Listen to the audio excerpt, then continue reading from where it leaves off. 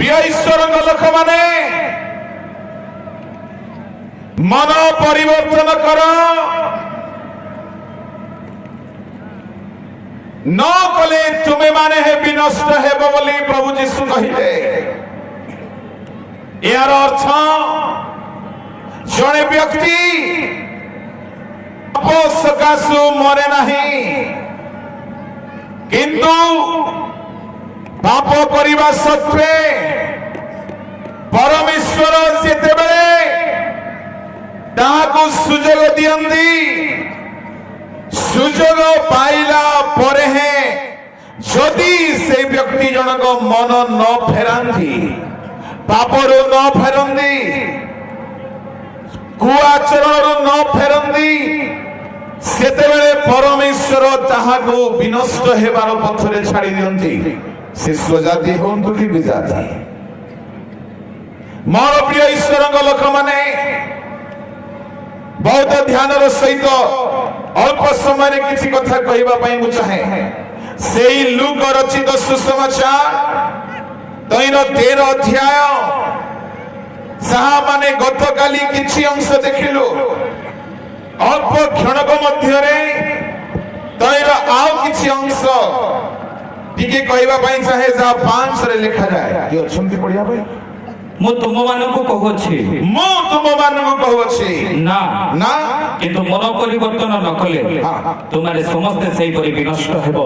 6 रे लिखा जाए आओ से एही दृष्टांत कहिले जनकर द्राक्षा क्षेत्र रे गोटे डिम्बिरी गछ लगा जायतिला द्राक्षा क्षेत्र रे गोटे डिम्बिरी गछ लगा जायतिला से आसी सेथिरे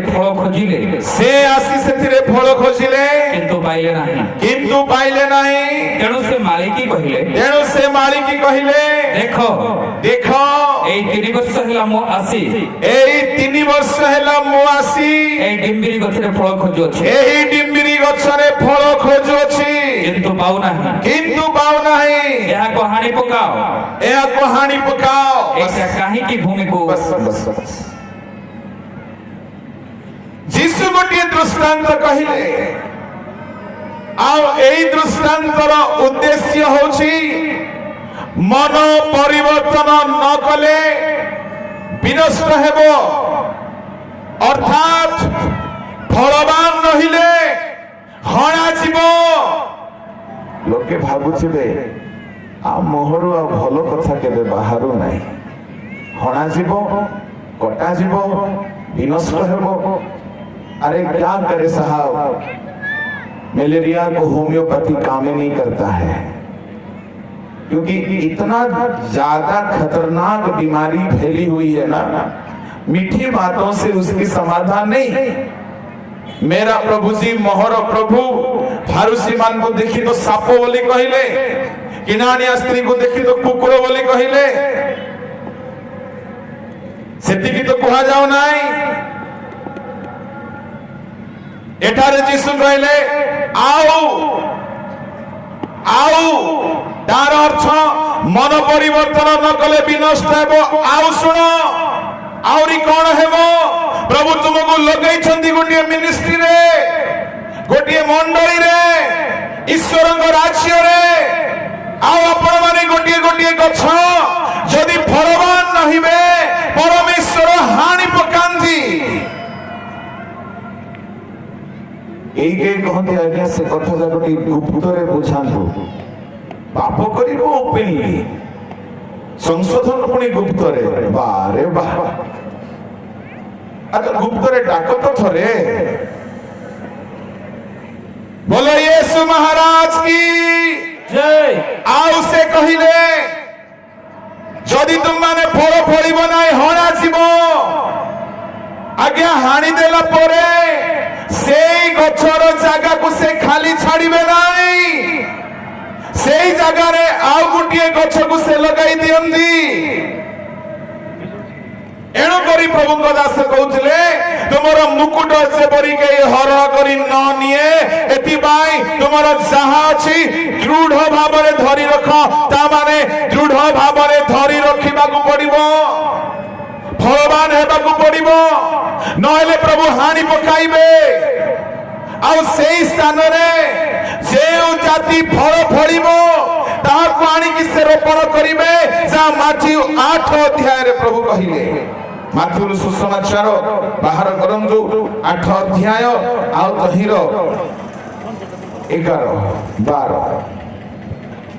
କିନ୍ତୁ ମୁଁ ତୁମମାନଙ୍କୁ କହୁଅଛି, ମୁଁ ତୁମମାନଙ୍କୁ କହୁଅଛି, ଅନେକ ପୂର୍ବ ଓ ପଶ୍ଚିମରୁ ଆସି ଅନେକ ପୂର୍ବ ଓ ପଶ୍ଚିମରୁ ଆସି ଅବ୍ରାହମ ଇସାକ ଓ ଯାକୋବଙ୍କ ସହିତ ସ୍ୱର୍ଗ ରାଜ୍ୟର ଭୋଜନରେ ବସି ଅନେକ ଆସିବେ, ପୂର୍ବ ପଶ୍ଚିମରୁ ଆସିବେ, ଅବ୍ରାହମ ଇସାକ ଯାକୋବଙ୍କ ସହିତ ବସିବେ, କିନ୍ତୁ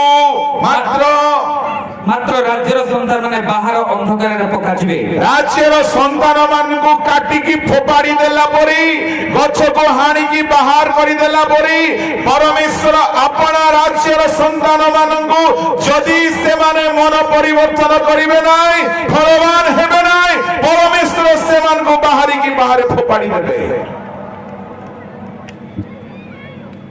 बोलो यीशु महाराज की हालेलुया। ଯେଉଁମାନେ ଫଳବାନ ହେଲେ ନାହିଁ ଆଜ୍ଞା, ପ୍ରଭୁ ଗୋଟିଏ ବହୁତ ସୁନ୍ଦର କଥା ଲୁକରେ କହିଲେ। କାହିଁକି ସେ ଗଛକୁ ହାଣିବା କଥା କହୁଛନ୍ତି? ଆଜି ତ ସବୁ କଥା କହିବାର ସମୟ ନାହିଁ। ସେ କହୁଛନ୍ତି ଏହାକୁ ହାଣି ପକାଅ। କାରଣ କଣ? ଏହାକୁ ହାଣି ପକାଅ, ଏଇଟା କାହିଁକି ଭୂମିକୁ ମଧ୍ୟ ଆକ୍ରମଣ କରୁଅଛି। ଏଇଟା କାହିଁକି ଏଇଟା ଜାଗାରେ ନିଜ ନିଜର ନାଁ ଲଗେଇକି ଘରେ ପଡନ୍ତୁ, ଏବେ ନାହିଁ। ଏଇଟା କାହିଁକି ଭୂମିକୁ ଅକର୍ମଣ୍ୟ କରୁଛି, ମାନେ କବ୍ଜା କରିକି ଧରିଛି କିନ୍ତୁ କିଛି କାମ କରୁନାହିଁ। Listen carefully. ଯେଉଁମାନେ ଜାଗା କବ୍ଜା କରିକି ଧରିଥିଲେ କାମ କଲେ ନାହିଁ, ପ୍ରଭୁ ସେମାନଙ୍କୁ ହାଣିକି ଫୋପାଡ଼ି ଦେଇଛନ୍ତି ବାଇବଲରେ। ଆମେ ଯଦି ଆଜି ମଣ୍ଡଳୀରେ ଅଛୁ, ଆମେ ଯଦି ଆଜି ମିନିଷ୍ଟ୍ରିରେ ଅଛୁ, ଆମେ ଯଦି ଆଜି ତାଙ୍କର ସନ୍ତାନ ହେଇକି ଅଛୁ, ଫଳିବା ନାହିଁ। ଇସ୍ରାଏଲକୁ ସେ ବାହାର କରିଦେଲେ, ହାଣି ପକାଇଲେ, ଆଂଶିକ ଭାବରେ କଠିନ ହେଲେ। ଯୀଶୁ କହିଲେ ରାଜ୍ୟର ସନ୍ତାନ ମାନ ବାହାର କରାଯିବେ, ଯେଉଁ ଜାତି ସେଥିର ଫଳ ଫଳିବ। ବର୍ତ୍ତମାନ ଗଛ ପତ୍ରର ସମୟ ନାହିଁ। ପତ୍ର ହଉଛି ହିଲିଂ ମିନିଷ୍ଟ୍ରି, ଗଛ ହଉଛି ଏଣ୍ଟାୟାର ମିନିଷ୍ଟ୍ରି, ଫଳ ହଉଛି ମନ ପରିବର୍ତ୍ତନର ମିନିଷ୍ଟ୍ରି।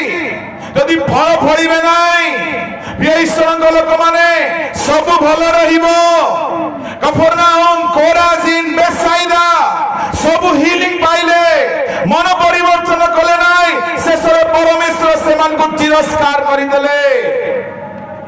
ମୁଁ କେବେ ହେଲେ ଆଜ୍ଞା ହିଲିଂ ମିନିଷ୍ଟ୍ରିର ବିରୁଦ୍ଧରେ ନାହିଁ। ମୁଁ ଚାହେଁ ସଂଶୋଧନ, ଆମେ ଅଧା ସତ୍ୟକୁ ନ ଜାଣ। ଏଠାରେ ପରମେଶ୍ୱର ଯାହାକୁ ଦେଖିବେ, ଯଦି ସେ ଭୂମିକୁ ଖାଲି କବ୍ଜା କରିକି ରଖିଛି, ମଣ୍ଡଳୀର ପୋଜିସନକୁ, ମିନିଷ୍ଟ୍ରିର ପୋଜିସନକୁ ଆଉ ବିଶ୍ୱାସୀ ହେବାର ଅଧିକାରକୁ ଖାଲି ଧରିକି ରଖିଛି, କିନ୍ତୁ ଫଳ ଫଳୁ ନାହିଁ, ତାହାକୁ ସେ ନିତାନ୍ତ ହାଣି ପକାଇବେ। କାହାକୁ ପରମେଶ୍ୱର ହାଣିଲେ, କାଟିଲେ, ସେଇ ଜାଗାରେ କାହାକୁ ଲଗେଇଲେ, ବାଇବଲରେ ଦେଖିବା ମାନେ ବହୁତ ଲମ୍ବା ଲିଷ୍ଟ ଅଛି। ତଥାପି 2-4 ନା ଖାଲି କହିବି, ବୁଝେଇବାକୁ ତ ସମୟ ନାହିଁ। नंबर 1, बोलो यीशु मसीह की हालेलुया। केउ व्यक्ति माने फल नाही, परमेश्वर से मान को काटी की फोपाड़ी देले, आ सेई जगह रे परमेश्वर अन्य मान को नियुक्त कले। मोर प्रिय ईश्वर लोक माने बाइबल रे अनेक तालिका अछि, किंतु समस्त कथा कहबार समय नाही। सर्वप्रथमे कहबी रुबेन अपना पितृ शଯ୍ୟା को अशुचि कला, परमेश्वर ताहाकू अलगा करिदेले। परमेश्वर ताकू गछ को हाणी पकाई अलगा कला परी ताकू परमेश्वर बाहर करिदेले। आ ताहारी स्थान रे 2 जन को परमेश्वर स्थान देले। कहा को आज्ञा? नंबर 1 लेवियो मानकू, नंबर 2 जोसेफर पुओ मानकू। लेवियो माने सेवा करिबा पाई कोनोसी मते योग्य नहंती, किंतु रुबेन असुचि हेबा सकासु परमेश्वर लेवियो को बाछिले। रुबेन असुचि हेबा सकासु रुबेन केबी व्यभिचारी हेबा सकाशु परमेश्वर जोसेफ पुओ को स्थान देले मन रखंतु प्रिय भाई भणी माने आमे अवश्य पुरुणा आमे हेई पारे अनेक वर्ष ख्रिस्टियान आमे हेई पारे बहुत वाक्य ज्ञानी किंतु जदि आमे रूबेन परि असुचि हेगी रहिबा परमेश्वर अयोग्य लोक मानन आनिबे हमको हानि की बाहर करि दे परमेश्वर सेमान को स्थापन करिवे एही कथा यीशु कहउछंती लूक 13 अध्याय रे जदि एते वर्षर मु खोजुची फळ फळू मन परिवर्तन करू करिवो नाही हानि दियो आउ जन को गछर स्थान दिया जेबो आज्ञा एहला प्रथम व्यक्ति द्वितीय व्यक्ति एसो को आमे घृणा कलु जाकब को आमे प्रेम कलु कहीं बेले बेले आपन को लागुथिबो प्रभु टिके पार्शियलिटी करंती बोधे ना जमा नाही ए कथा सब हबो जदि प्रभु चाहेबे काली की कहिबे प्रभु केबे हेले पार्शियलिटी करंती नाही किंतु परमेश्वर मुखापेक्षा करंती नाही आपण माने रोमियो रे पढिथिबे परमेश्वर एसो को घृणा कले जाकब को प्रेम कले काहे की हालेलुया प्रेज द लॉर्ड से सेपरी काम कला आज्ञा आपण टिके कहंतु प्रथम जात कहार अथे सदा प्रभु कर प्रथम जात जदि सदा प्रभु कर ताले इसहाकन को घरे जेतेबेले एसो प्रथम जात हैला परमेश्वरंकर अनुमति बिना जणे कोनोसी घरे प्रथम जात हबो की ता माने परमेश्वर एसो को मनोनीत करिथिले प्रथम जात हेबा पाई परमेश्वर को उद्देश्य रे किंतु समय आसिला डाली पाई खाइबा पाई से निजे प्रथम जात हेबार अधिकार को तुच्छ कला प्रभु देखिले ये निजे फलवान हेबा को चाहू नाही ये निजे बड़ हे रहबा पई चाहू नाही ये निजे हमर सेवा करिवार प्रथम जातर अधिकार चाहू नाही जेते बेले एसो निजे तुच्छ कला तापरे प्रभु ताहा को घृणा करिवा को लागिले आउ जाकब निजे चेष्टा करूची तेणु प्रभु ताको प्रेम कले सुनंतु आपन को मिनिस्ट्री मिलिछि ख्रिस्टियान विश्वासी हेबार सौभाग्य मिलिछि आपण जहाँ भी पाइछंती ताको तुच्छ करंतु नाही नहेले प्रभु जाकब को आनी के बसै देबे बोलो यीशु प्रभु की हालेलुया आज्ञा यदि हमें फळिबा नाही आमको हानिबार प्रभु को डेरी लागिबो नाही 3.5 वर्ष प्रभु जगिले तापरे कहिले आको खत टिके देबा तापरे फळिबो तो भलो एई दिन मानकर प्रभु खत पकोछंती खोला खोली चली आज्ञा तेणु करी खोलना बेल को माटी को टिके बथा हो जाउची माटी बथा हेले हो प्रभु खोलुछंती लोक माने निशा छाडुछंती लोक माने परिवर्तन होछंती लोक मान को जीवन बदलुची या परमेश्वर खोली की खत पकेवा काम करूछंती आउ जदि फळिबे नाही परिशेष रे परमेश्वर बाध्य होई जिवे ताहा को हानि पकाई अन्य को से स्थान देबा पाए एपरि आम सहित न हो मन परिवर्तन करू आसंत अपना चक्षु बंद करू प्रार्थना करिबा स्वर्गीय पिता तुम लोक माने फलवान हेउंतु तुम लोक माने परिवर्तित हेउंतु प्रभु काहारी की रुबेन परि एसो परि कटा जिबा पृथक करा जिबा त्याग करा जिबार स्थिति न आसु तुम स्वर्गीय खतरे तुम लोक मानकु प्रभु पूर्ण कर जदुआ से माने आहुरी फलवान हेबे मन परिवर्तन करिवे तुमर भयंकर दिन पाया अपना को प्रस्तुत करिवे एई परि तुम सहाय्य कर तुम हाथ रे प्रत्येक को समर्पण करे यीशु के नाम रे मांगे आमेन हालेलुया।